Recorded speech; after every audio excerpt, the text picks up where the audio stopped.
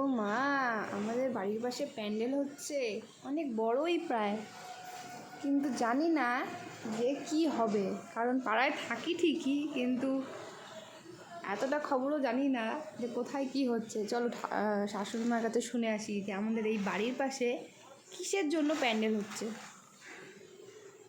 এই বাড়ির পাশে যে প্যান্ডেল হচ্ছে এটা কিসের জন্য?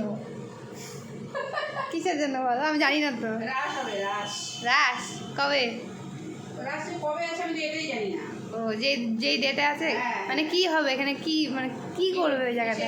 ভাগবত পাঠ হবে, ও, গীতা পাঠ হবে, আর এখন রাসের জন্য আর বাড়তি কি করবে আমি জানি না। ও, তাহলে ক্রমশ প্রকাশ। হ্যাঁ, ক্রমশ প্রকাশ্য। এখনো কেউ মানে সঠিকটা কেউই বলতে পারছে না। আচ্ছা, তাহলে শুনলে তো তোমরা যে রাস হতে চলেছে এখানে, কিন্তু রাস মেলার এখন কি হবে আদৌ, কি কি হবে সেটা আমরা এখনো বলতে পারছি না। যা হবে তোমাদেরকে আপডেট দিব, ঠিক আছে? ততক্ষণের জন্য টাটা।